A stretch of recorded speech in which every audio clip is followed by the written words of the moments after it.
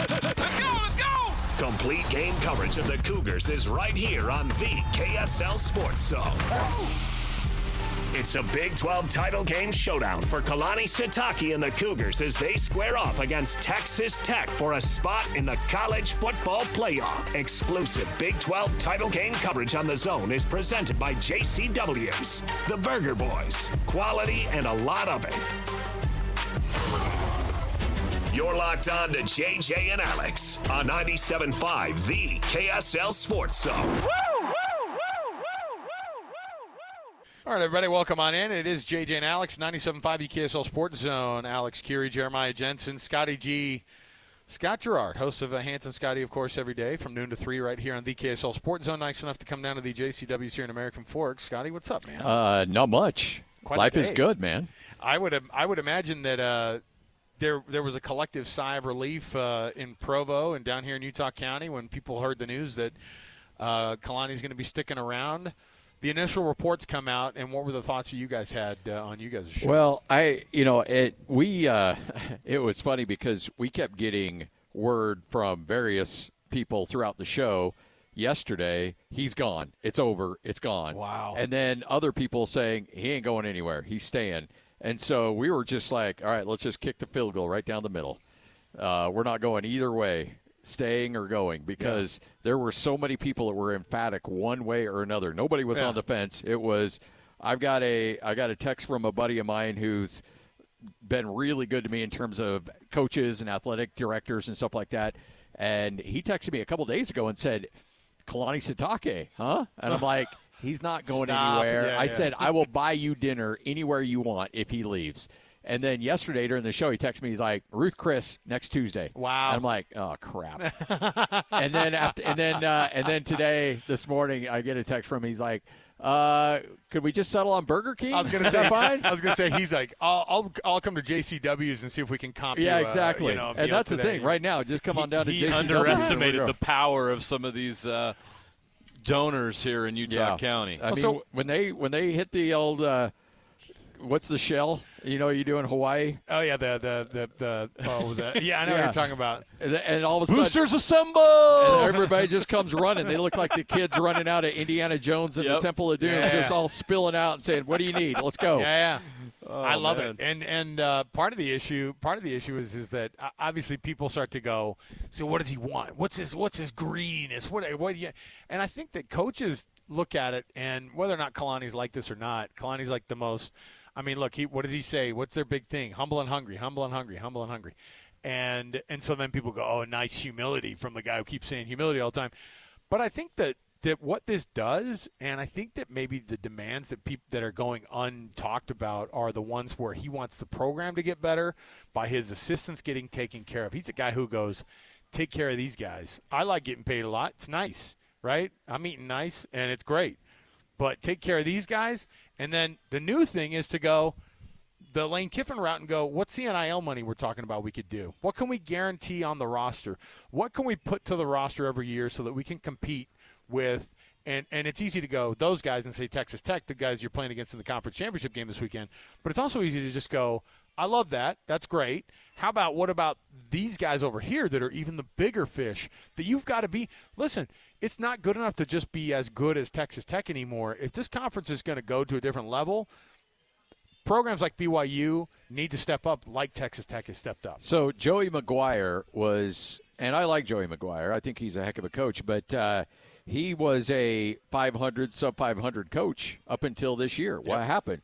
Well, they gave him a ton of money. They went out and spent like a drunken sailor, and all of a sudden he's like, oh, I'm coach of the year. I got this and this and this. Well, what's the difference? He's not a smarter coach all of a sudden. He's the same coach. He just has better players. Yep. And Kalani knows that too. He's like, look, at the end of the day, I'm judged on wins and losses. How do I win? I have the best players, or I can go get the best players. You give me the money and the resources to do that. Look, you're right. Kalani got paid, and it's a good day to be a member of the Sitake family. Timberly, go spend that money. Good for you. But he wants to make sure that he is set up for the long-term success. You can do that at Penn State. Can you do that at BYU? Well, you probably can now. I think he did a great job of taking advantage of a rare opportunity, is having leverage like this when a school like Penn State, a blue blood, one of the top programs in the country, wants you. He used this opportunity perfectly to get what he needed, not just for him, but for his assistants and for the program as a whole, because he's no dummy. He's looking ahead and thinking, okay, we're doing pretty good here, but how are we going to compete with Texas Tech year in and year out? Yeah. And there's going to be other teams that step up too. We need more resources. We need more of this. We need more of that. And you needed an opportunity like this. In business, leverage is everything. And he had leverage, and he took advantage of it. Another reason why this is so important for BYU and such a big deal and why fans should be so excited is 10 years ago, there's no way BYU could outbid or keep a coach that's being offered this kind of money. No. There's no way they could beat Penn State head-to-head for a coach. It's not even just They about just beating them. did. Think about how, it has taken a long time for people who are inside those walls at BYU. And I was there as a student watching the penny pinching pretty, right on, where you're like, ooh, they're saving $1 here, and they're good at it, right? They're good at it. This is not a financial institution that prints money. It's an educational place that is supposed to represent kind of the educational center point of a worldwide church. And so the weirdness level of the money talks that have always gone along with that has been a hard pill to swallow for a lot of folks. You had to get to a spot. Everything that's led up to this point, it couldn't go from 0 to 100, right? It had to go from, wow, can you believe they're doing that now? Wow, can you believe they're going to pay him that now? To the, wow, we couldn't believe that they were going to pay Bronco $750,000, 20 years ago. To where we are now, where we're going, well, I bet they're getting close to that $6-7 million figure. They probably have to be if they're going to be. And by the way, they're throwing money NIL-wise.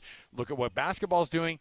You little by little get to that point, and I think the administration and overall the board obviously has to be on board and say, okay, we're okay with this being the thing that is part of essentially a marketing arm, right? I mean, you have to look at it like it's looking for television time and FaceTime for the worldwide church overall, and that's I think an investment that they were willing to. I say an investment, no money from the church goes to this, but an investment from it to where, in the sense that people look and they go, okay, what does this look like? The optics of it and how they take care of that in that sense. It's a really hard line. I know that it's a strange line for a lot of folks down there in Provo to have to live on. Well, I think let's trace this all back and say the man who started this all, Mark Pope.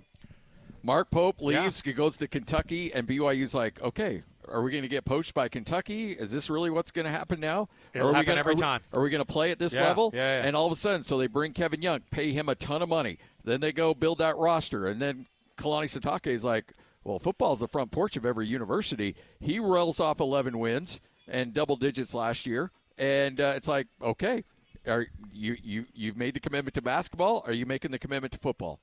Yes, we are.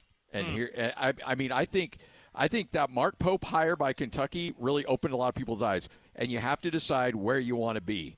Are you going to be into – and BYU to a certain point kind of painted themselves in a corner financially with the investments of A.J. DeBonza and all the numbers that were out there. Like, you can't go all in there and then all of a sudden go cheap on your football coach. What were we all asking after all that happened? It was like, okay, well, when are they going to do that with football? Yeah. Well, the idea was, well, we have our answer. Well, there's some donors who really love basketball, but they don't really football. And then you're going, how's that happen? There's all people going, how does that work? Because there's no way. And yeah, sure enough. And then it's funny to hear that, whether or not the crumble truck got backed up today or whatever it might be, all the things that come with that, all the companies and the names of the people that go with that. Bunch of money in a whey protein Nutricost Right. container. It's like, I was saying too. We know where the money's coming from. Right. Isn't it funny now? Like I said, it's a Nobody knew what Nutricost was until today. And new skin, no clue. New skin is like old money. It's like MLM money. It's old. That's old news right there. So in the end, though, you have, I think, a whole program took a massive step in the direction of the thing that I think had already pictured the basketball program doing. So then it felt like, are they going to do that? Are they going to do that? And today feels like the moment where they had to make that leap into the big time for football, and I think that's going to be massive news for anybody who's getting recruited for BYU. Hey, signing day's tomorrow, by the way. The timing is not, doesn't fall on deaf ears as to why it went down the way it did. It needed to happen today for many reasons, but not the least of which was the fact that you have a conference championship game this weekend. You've got all these guys who are not going to be associated with the program or are going to sign tomorrow with the program. All of it needed to happen today, and I think BYU fans are probably pretty excited. Oh, everything came up roses for BYU fans. Everything. Did you predict Rose Bowl? Is that what you said? That'd be nice for BYU fans too. But this is exactly it, the fear, and you mentioned yesterday that you were hearing from people that thought he's gone. I got that sense from a lot of BYU fans in the afternoon yesterday. There was panic setting in. It's like, oh my gosh, they're used to losing. By the way, could we really? That's the thing, and that's why there was always a worry and a concern, and that's what. Back to my original point. This is so significant because they didn't lose him to Penn State. BYU won again in this kind of a situation. And if you want to be one of the big boys, if you want to be a top 10 program, if you want to compete for college football playoff spots annually, if you want to compete for Big 12 championship titles annually, you have to pony up this kind of money. You have to have 10 to 15 million extra in NIL to go get. You need your own David Bailey. Yeah, you know what I mean? 100%. BYU's got to go get those guys to take it to the next step, to knock off a Texas Tech. Now you got to retain Bear. Now you got to figure out how to keep all these defensive players. Exactly. So all that is interesting. This is the cost of doing business, and I think that BYU and their fans and administrators, everybody's got a taste of how good this has been, and they want more of it. Yeah. And that's a good thing. Well, and so everybody was willing to pony up and make it happen. And you get to a point where you had to make a decision, and you made the decision with basketball. You had to make it with football. And I think that is ultimately where you're at. And to your point, you got to decide what side of the fence are we going to be on? Are we going to be on this side where we're pinching pennies, or are we going to play with the big boys? And if we really feel like this is a marketing arm of the church, if we really feel like this is an opportunity to get the name of the religion and the university out there, then football's the way to do it. And frankly, for so many years, and you talked about the perceived cheapness of BYU, which was real. Yeah. How many jokes did we make about, oh, well, it's BYU, so they're not going to do this, they're not going to do that. Yeah. And I think BYU, to a certain extent, kind of was proud of that. Like, that was their MO. Like, yeah, we do more with less. People want to come here and take less because it's BYU. It's a calling. It's not it's about more than just sports. Exactly. It's about more than just football. And now I think, and I'm all for it. I've said this time and time again. BYU fans are like, well, AJ chose us because of the experience. Like, you're not in the conversation if not the money. Own it. Just just flex and say, yeah, damn right, we got more money than everybody else, and yeah, we got more boosters than everybody else because we're BY freaking you. So just own it and rub everybody's nose in it. Go for it. It's a phenomenal point because from today forward, people who we think about it, we know what the history is of those. What the perception used to be versus what it is now. Whatever your conception of what BYU was. People now dip in and go, okay, they're getting all this attention from Big Noon Kickoff. They're getting all this attention from, if they end up in the college football playoff, then that'd be great attention. The basketball stuff obviously has been huge for them. And then people it's an automatic thing for them. Like, well, they'll always compete. Like, they'll throw money at people. They'll take a shot. They'll make a run at. And you know what? Because that's the way we look at Texas Tech, right? We kind of go middle of nowhere, kind of a smaller brand, but man, they'll pay for it, and it doesn't matter. They'll buy whoever they need to be able to make that team good. And at some point, they're just a good football team. That was one of the most irrelevant power programs in the country. They have what are their accomplishments? You can't even count their conference titles on one hand. Outright conference title last time they won one, 1955. So they've done nothing, and suddenly the money comes in, and they're a juggernaut. They're a top 4 team. Yeah. And now everyone takes them serious. And they've always had money. It's just now that they're using it towards players. Now it's legal. I was in Lubbock during the COVID years, and Utah State was playing a game down there against New Mexico, of all places, because the governor wouldn't let them play in New Mexico. Games in the state, so they moved their games to Lubbock. And Matt Wells was there, and Matt calls up. He's like, hey, come on by the offices. I walk in, and these offices are just immaculate. And I'm like, this is crazy. He's like, oh, we're tearing this down and building a new one. He goes, this is old. He goes, you should see the new one they're building. And it's like, yeah, they've always had the money, and now that they can legally just go out and just flaunt it and spend money on players, then it's go time. Yeah. This portion of the show, by the way, is always brought to you this hour by the good folks at the Doug Smith brand of dealerships in American Fork, Spanish Fork, and in Linden. Nobody knows cars like Doug. We also want to point you in the direction of this time of year being something really special. You could share it with family members, and a Win Ticket Wednesday is a great way to do it. Why? Because you've got all sorts of fun things going on. Utah's holiday magic starting here. You can experience the holiday lights at the ballpark at America First Square, dazzling displays, music, and family fun right now through January 3rd. Get it going. Hey, that's where we're going to be tomorrow, by the way. Company party. JJ and I broadcasting from the ballpark tomorrow. That's right. That's going to be a lot of fun. So come out and check it out for yourself during this holiday season. Get tickets at theballpark@afs.com. That's theballpark@afs.com. You don't want to miss any of that. And this Wednesday, which is tomorrow, we got tickets also to give away. Do you remember what it is, JJ? Come on, Aerofest, baby. Sticks. Nice. Come on. Come sail away with Sticks Chicago, at Aerofest. all of it. We got those tickets to give away tomorrow all day long for your Utah First Credit Union Amphitheater showing, of course, of Aerofest on August 30th. Tickets are on sale this Friday. You can listen tomorrow and win those tickets early before they even go on sale. There you go. We'll take a break. Scotty G, nice enough to hang out with us this hour as we get you going on our Big 12 Roundtable right here from JCW's 97.5 EKSL Sports Zone. Let's go! Complete game coverage of the Cougars is right here on the KSL Sports Zone. It's a Big 12 title game showdown for Kalani Sitake and the Cougars as they square off against Texas Tech for a spot in the college football playoff. Exclusive Big 12 title game coverage on the Zone is presented by JCW's, the Burger Boys. Quality and a lot of it. You're locked on to JJ and Alex on 97.5, the KSL Sports Zone. Welcome back. JJ and Alex, 97.5 EKSL Sports Zone. Jeremiah, Jensen, Alex, Kirry, Scotty G, nice enough to hang out with us. Of course, he and Hans do an awesome job, noon to 3.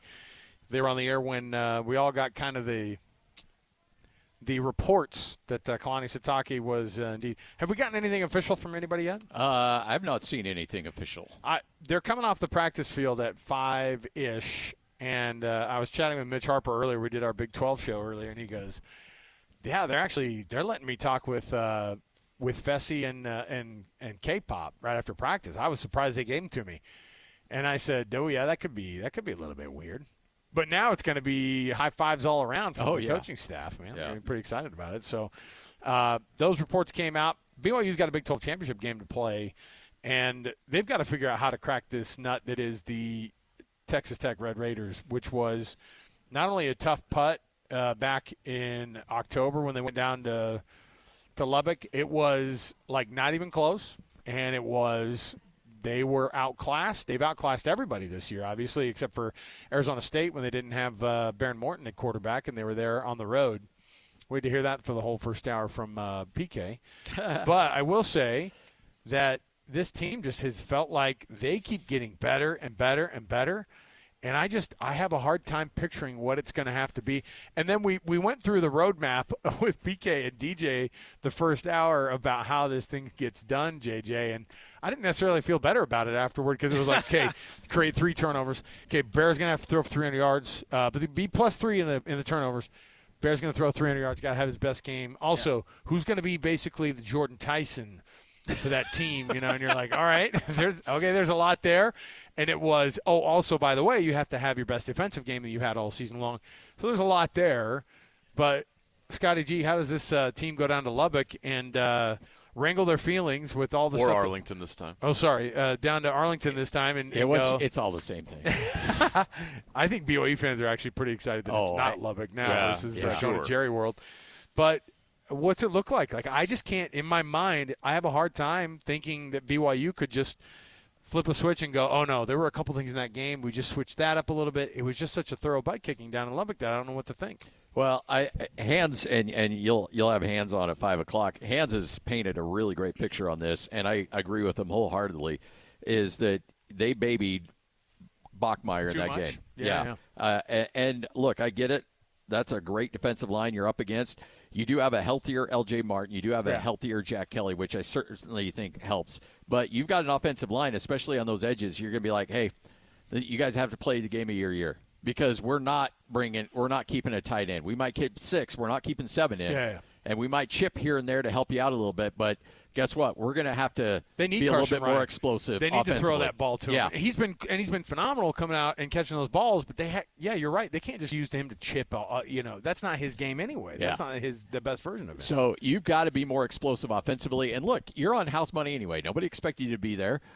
I think when the college football playoff rankings, they'll still be at 11 when it's all said and done. So you see the writing on the wall there. Go out there and just let it rip, man. And so what if they get 6 or 7 sacks on you? You know what? Big deal. Let's go out there and let it rip and have some fun. They have to be aggressive. I agree with you 100%. What they did last time, you can call it conservative or whatever. You talk about babying Bachmeier.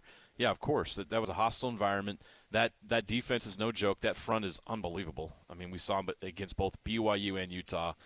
I don't know that there's a better front in the country, to be honest. And Rodriguez is unbelievable. Hey, by the way, I was doing the coaching show with our guy Bronco Mendenhall. Yeah. Oh, yeah. Do you know that he signed Rodriguez as a quarterback? Virginia. As a quarterback. Yeah. I didn't know that. He actually has a stat in that 66-49 game. Yeah. Rodriguez played in that BYU Virginia game. He caught 2021. He caught a pass as a slot receiver. Think about the weird quarterback at Virginia loses that gig to Brennan and then goes, okay, we're going to make you into a slot. We know you're an athlete. And now all we hear about is now he's one of the best linebackers in the country. Yeah. That's a crazy story. For Heisman. Well, and Bronco was like, everybody saw him as a linebacker and projected him to be a great linebacker, and we really thought we could make a quarterback out of him, and that's why we got him, is because we were the only ones to say, no, we think he can play quarterback. And, ultimately he's now the best linebacker in the country. Yeah, there you go. That dry Broncos it shows you what we know. And by the way, that's a guy who's looked at a lot of bodies and gone, I'm going to turn that guy into a linebacker. Oh, and, of course, he looks at Jacob Rodriguez and goes, I'm going to make you a quarterback, son. At the end, though, I look at names that could pop up in a game like this, the ones that stand out. Unfortunately, there were names that stood out that made you that kind of put you the other direction. Parker Kingston's muffed punt was like a giant punch to the gut for that team right off the bat. And the turnovers have been there, but he's improved, I think. What are some of the other names? Obviously, you got to expect your Bear Bachmeiers and your Chase Robertses and your L.J. Martins to show up because those are like your leaders. Those guys are the ones who are the big time dudes.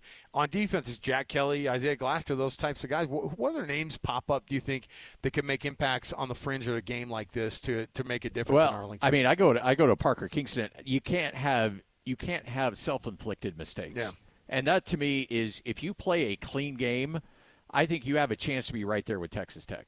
But you can't give them freebies. You can't cough up an early turnover. You can't give them a short field. If you make that offense go 80 yards, 75 yards, I think you got a chance to hold them to a lot of field goals. I really do. But if you're giving them short fields, then that's going to get away with you. And that's how it got away from them in Lubbock. But I think it'll be a neutral side. What do you think? I told Hans I thought it would be 60-40 Texas Tech. Yeah, I think it'll actually be. I was having a discussion with somebody today about that because they were like, Texas Tech fans are going to be They've been waiting a long wild. time for this. this. They've been waiting a long time, and BYU fans do show up. And they think this is their party. And BYU fans do show up to these games, and not just show up. Everyone's always like, they travel so well. I'm like, they're already there, by the way. Like, a lot of them. Yeah. So and I think that's going to be the case. You're going to see some people drawn in from a lot of the South right there, but I think it's even going to be less. I think it's going to be more like a 70-30 type of situation. You're going to see – I mean, it's a 100,000 seat stadium. Yeah, no. So you're going to see – I think you'll see 30,000 BYU fans there. I think but you'll see either way, 20,000. I don't think it'll be as nearly intimidating as Lubbock was. No. And And the Big 12 championship game last year, no one freaking showed up. Yeah, well, that's Arizona State and Iowa State. So right. Brett Yormark had to be just like, yes. Thank when heavens he saw there this was a thing little come bit together. more. Yeah. And so I looked at this and go, who knows? It'll definitely feel different. BYU's gone down to that stadium and made it feel like a home game against teams that are down there. You think I was there in 2009 when they beat Oklahoma. That Oklahoma game was as big of a program kind of turnarounder as anything because that team kind of catapulted that year and you think about what they ended up becoming and it all started kind of in that building. Now that was an Oklahoma team that was One overrated, I think, a little bit. They turned out to be overrated for sure. Well, but they had the and reigning you- Heisman Trophy and winner, you knocked et the cetera. quarterback out. And Yeah. his quarterback goes out Yeah. for the rest of the year, A basically. lot of things went BYU's way that day. And I think a lot of things have to go BYU's way in this game. Yeah. You talked about the turnovers. How do they get the turnovers? Well, they're going to have to force some. And I think that's you asked who were some of the names that need to step up outside of the obvious ones. How about that secondary? They've been really disruptive this year. Evan Johnson, Tanner Wall, and Falatau Satuwala have combined for 11 interceptions this year. Yeah. Who came up big in the Utah game? Tanner Wall. Who came up big in, remember the East Carolina game when they absolutely had to have a play? Evan Johnson. Baron Satuwala's been good Baron like Morton every is game, not an All-American. No. Baron Morton. You saw what Utah was able to do with Baron Morton. He didn't do anything to Utah in Is that he game. kind of there? Is he They kinda took there, shots again and again and again at Utah's secondary, and Utah's secondary stood firm. That was not the problem in that game. Texas Tech did not throw the ball all over Utah in that game. So Dickey's a really, really good back, and he's the second best running back in the conference. So you've got to key out. You can't let him get going in the run game. So what do? You're going to have to leave guys like Evan Johnson on an island a little bit in single coverage, but you can trust that these guys are going to be able to do that. And Baron Morton's going to want to take some of those shots. Can these guys make something happen when he tries to do that? They're going to need big turnovers. And I think you point at the secondary as a group that's shown that they can force those turnovers. If those guys have a big day and they can make some plays, picking off a couple passes, that can change everything in this game. If Texas Tech scores touchdowns, make them do that on a 15-play drive. Yes, because 100%. I think the more you keep them out there on the field, the more apt they are to make a mistake and give you a gimme here and there or kick field goals. If you can hold them to, Hans put the number at 27. I think it's actually a little lower. I think BYU can win this game with 26, 24 points. I think it could be a 24-17, 24-21 game because I think this defense from BYU is going to play much, much better than they did in Lubbock. I think the reason that Texas Tech scores so many points too is they wear down those defenses so much too. Like what happened to Utah? And their It was offenses 13-10 going in the fourth quarter, and that defense for Utah had been on the field for so long. They did. They finally wore them out, and they stopped getting those stops in the run game. They ran all over them. They were able to throw passes deep finally. Everything opened up for Texas Tech in the Utah game in the fourth quarter. BYU can't allow that Texas Tech offense to wear down their defense with that ball control. BYU's the team that has to control the ball. That's what Arizona State was able to do. Arizona State controlled the ball. Arizona State threw over the top against Texas Tech and had success doing that. That's the recipe for beating Texas Tech. It's not easy. That team's really talented. You're not going to beat them up front. You're not going to be able to run in between the tackles. You're going to have to try a little bit, but that's not where you're going to make it in this game. You have to be able to take shots over the top. Can Bear do that? Is Chase Roberts ready to have a big game? Is he healthy? That's a big question for me. But Bear's got to grow up in this game. He has all year. He's answered the bell in almost every moment. Is he ready for this one to step up and say, okay, this is game what, 13? You're not a freshman anymore. Go out there and win this team a championship. Texas Tech is giving up 68 yards a game on the ground. That's crazy. That's it. Where does BYU need? I say if they are at 120 or above, they win this game. And that's about right for them. What are they per game? They're they're like 175-ish as a team. And by the way, Texas Tech on average 193 yards a game on the ground. On the ground, yeah. Yep. And like I said, they've got two really good backs. And you're right though, Baron Morton is not like he's throwing the ball all over the place. And people don't look at Baron Morton and go, that's a top 2 quarterback in the league. He's probably not even a top. He's not top 5 in the Big 12 in my opinion. He's not going to be. He's not like. I mean, you think about the guys who are losing games for their teams and they're leading the country in passing. Baron Morton gets the job done. I wouldn't go as far as to call him a game manager because he kind of like commands that whole team really respects him and they like what he does. But they run the football really, really well. I mean, the backup quarterback did more damage against Utah than Yeah. Will Hamilton. PK has already said he wants to go. Did he say he wants him to go full Sean Payton? Got to take him out on them and take out. Cut off the head. The head of the snake. Get Morton figured out, and then after that, you got some rando coming in at your third quarterback on the season. So, all right, we'll take another break here. We'll come back when we do. We're about 15 minutes away from the College Football Playoff Committee getting together and having a semi-formal discussion about what this thing's going to look like from I'm going to throw our French fries at the screen here in about 20 minutes. From the Gaylord Hotel in Grapevine, Texas. I'm glad they all flew into DFW just to have this conversation. What a waste of this time. This could have been done over Zoom. Oh, yeah, no. That's the one thing. Like, these guys don't get paid, but the perks. Oh, yeah. They're eating well. Yeah, so we'll see what they have to say about it. And this penultimate ranking will not matter, but I think it'll get people looking at it and going, okay, we're seeing how this thing's going to get set up here. We'll take a break. We're at JCW's in American Fork. It's a Jazz Ticket Tuesday. You know what that means? I've got some tickets for you to give away. All you have to do is be calling number 12, 801-575-ZONE. That's 801-575-ZONE. 801-575-9663.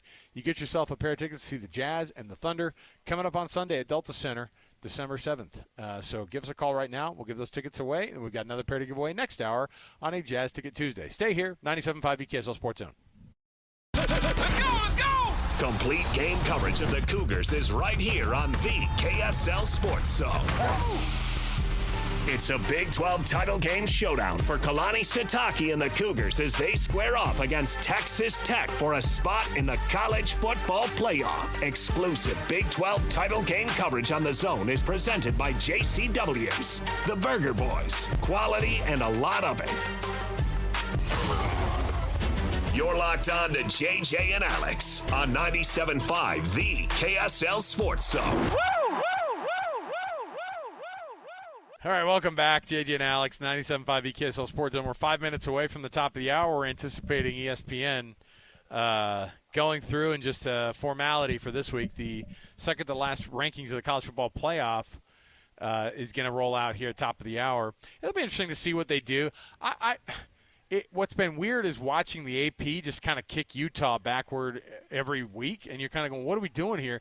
And then when you realize, oh, they kind of have this Miami thing, even at the AP level, even though the AP rankings don't matter at all after week 8 or week 9 or whenever we see the first college football playoff rankings, they matter going into it, because if you think that people aren't affected by it, like when the college football playoff committee says, we just go fresh, we look at everything fresh, it's like, no, you don't. By the way, Absolutely not. 44 seconds ago, BYU just sent it out. They made it. They made it. It is official. official. Kalani Sitake extended. Extended. A great day to be a Coug. Well, and on top of that, not only was it made official on Twitter that on X that BYU has extended Kalani, we also have a BYU football press conference that is going to run at 5:30. We're anticipating taking that BYU football press conference live as well at 5:30, which I think we'll be able to get. I'm sure they'll roll out all the details, money, all of that. Yeah. Yeah. I think they should, just for fun. Be like, yeah, his coaching pool is $15 million. He's making $9 million. NIL, we're going another $20 million. Oh, so goodness. if you want some of this, come to BYU. Make it a recruiting tool. You know what? The splash that basketball has left a lasting impression on how things have kind of gone in Provo, and I'm telling you, there's a standard, and obviously I don't think it's going to go that direction, but you will see. I think you'll see a very happy Brian Santiago opening up that press conference and able to say that they're going to they're extending Kalani, and I think that they're just glad to be putting this thing behind them because then they can get ready for this football game. Let me ask you guys this though before we get out one last time here. Going down to Arlington, getting this thing done, is there a version of keeping this game close that BYU is able to sneak into the college football playoff? They're a 13-point. No. I mean, they're essentially a 2-touchdown dog. They're the only way. I hate it. The only But two teams that get, or the only way two Big 12 teams gets in if BYU upsets Texas Tech. The committee has already made it clear that they already rate BYU below those 2 loss teams. A second loss completely eliminates them. So does the strength of record thing that they bring up a lot? That doesn't matter. Actually. Doesn't matter. I don't think they're even using their own metrics. It's a beauty pageant. This is a made-for-TV event. It's a reality show. They're doing what I think that ESPN wants them to do, and that's why there's going to be 5 SEC teams. Yeah, when you have the ESPN overlords, will tell you what you want and where you're going to be. And I was talking to a guy up at Utah State. I'm like, a bowl game? We go where ESPN's going to tell us to go. That's the bowl game we're going to go to. ESPN Events makes the call, yeah. And they say, this will be the bowl game that you do, and here are going to be the terms of it, and there you go. And you'll like it. All right. They sign the checks. That's where the power is. All right. Hey, before we get out here, you can nominate the U-Sports Volunteer that you know for the Hercules Hero of the Week award. All you have to do is just go to KSLSports.com/contest. and nominate that youth sports volunteer, and then they win a prize, and we'll roll out their names every Thursday afternoon on our program, and we celebrate the efforts of those youth sports volunteers doing an awesome job in their neighborhoods. Just go to KSLSports.com/contest, and it's all brought to you by Hercules First Federal Credit Union and Beehive Meals. We're going to get a press conference at 5:30 from the BYU football offices. We'll be able to stream that to you live as well, on top of the fact that we have the College Football Playoff Rankings Week 14 edition coming up as well. Stay with us. Scotty, thanks for hanging out. You got it. Appreciate Absolutely. it. Safe travels back up north, man.